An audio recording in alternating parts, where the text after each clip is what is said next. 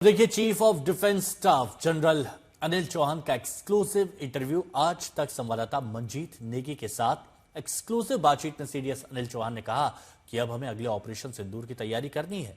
उन्होंने ये भी कहा कि अब 24/7 तैयारी न्यू नॉर्मल की। उन्होंने क्वेरेटर कमांड पर जोर दिया और उत्तराखंड में भारत चीन सरहद के पास आज तक से एक्सक्लूसिव बातचीत में चीफ ऑफ डिफेंस स्टाफ ने ऑपरेशन सिंदूर को एक यूनिक ऑपरेशन बताया जो पुरानी और नई डोमेन के साथ लड़ा गया है।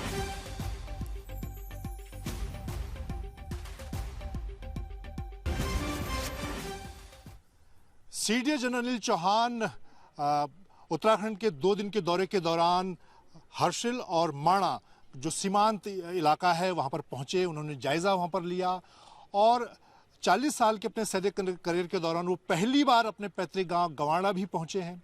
जनरल साहब, आपसे जानना चाहूँगा, आपने अपने सीडीएस के कार्यकाल के दौरान कोशिश की कि जो सीमांत गांव हैं जिनको प्रधानमंत्री नरेंद्र मोदी ने देश का प्रथम गांव कहा, वहां पर आप पहुंचे। आपने 2 म्यूजियम की शुरुआत की है, फाउंडेशन रखा है माणा में और हर्षिल में। उसके पीछे क्या सोच है आपकी?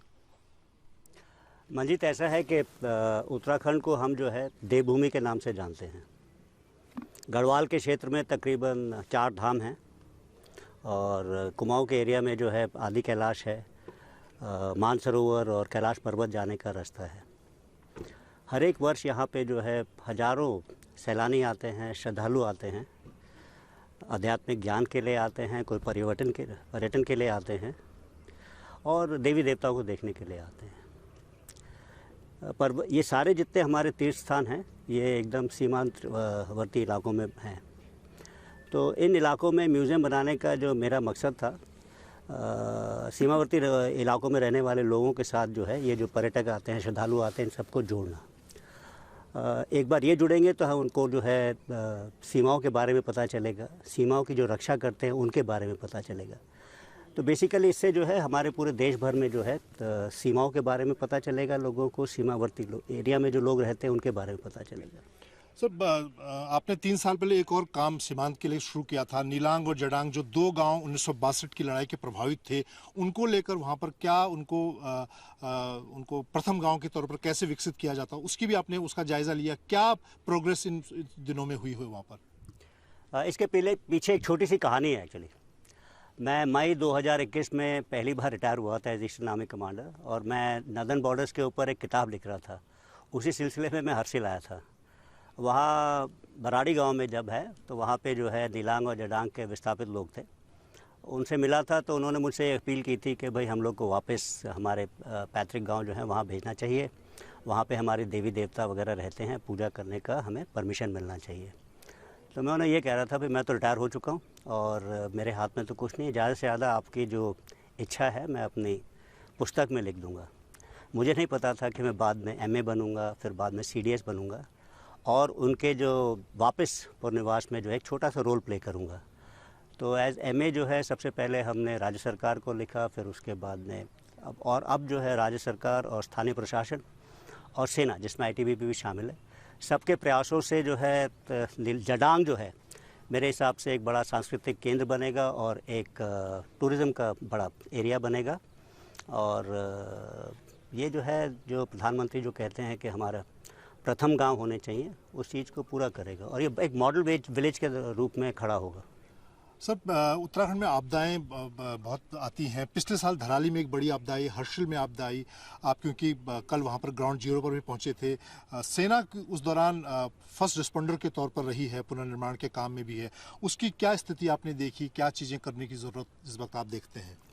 धराली की जो विपदा थी, जो प्राकृतिक विपदाओं में सबसे भयानक विपदा थी, आर्मी भी इसके अंदर अफेक्टेड हुई और आर्मी ने अपने नुकसान को नज़रअंदाज करते हुए एज ए फर्स्ट रिस्पॉन्डर लोगों की मदद की।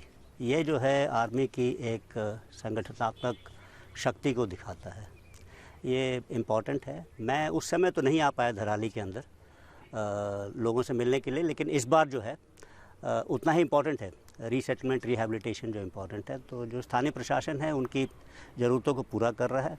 उन्होंने 1-2 ज़रूरतें हमारे सामने रखी हैं, सड़कों के बारे में या गुडविल स्कूल के बारे में, जो कि हम देखेंगे उनको पूरा करने के लिए। आपने हिमालयन रीजन और खासतौर से उत्तराखंड को लेकर भी एक नई पहल थिंक टैंक के तौर पर शुरू की है, उसके पीछे क्या सोच है? भीष्म थिंक टैंक पर किस तरह का काम आगे होगा? ये भीष्म जो है एक देहरादून बेस्ड थिंक टैंक हमने बनाने की कोशिश की है। इसके पीछे 3 मकसद हैं। पहले तो देशवासियों के अंदर सामरिक सोच को जगाना, ये पहला मकसद है।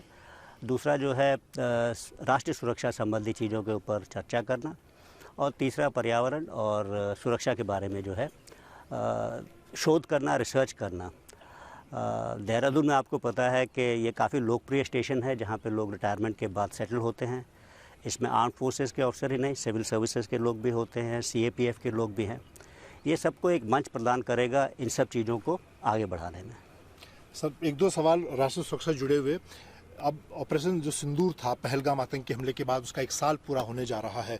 सेनाओं ऑपरेशन सिंदूर के दौरान हमने देखा कि जो CDS के तौर पर तीनों सेनाओं के बीच जो बेहतर तालमेल नज़र आया, उस पूरे घटनाक्रम को और जो सेनाओं की तैयारी है, क्योंकि ऑपरेशन सिंदूर इस वक्त भी जारी है, उसको आप कैसे देखते हैं 1 साल के बाद?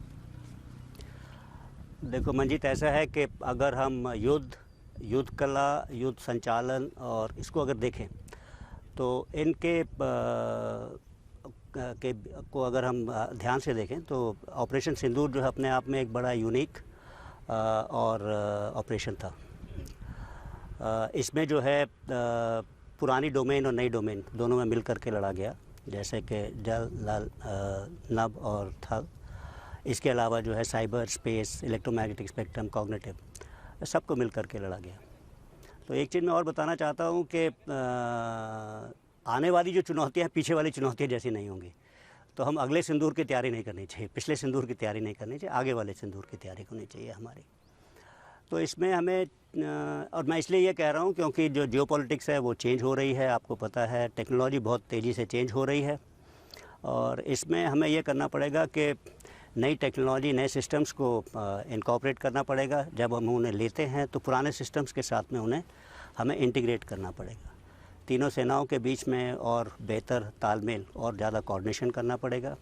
और आखिर में मेरे ख्याल से जो पुरानी और नई डोमेन में जो हम क्षमताएं बढ़ा रहे हैं, सर्विसेज जो हैं पुरानी डोमेन में क्षमताएं बढ़ा रहे हैं, IDS नई डोमेन में क्षमताएं बढ़ा रहा है, उनको एक तरह से इंटीग्रेट करना पड़ेगा।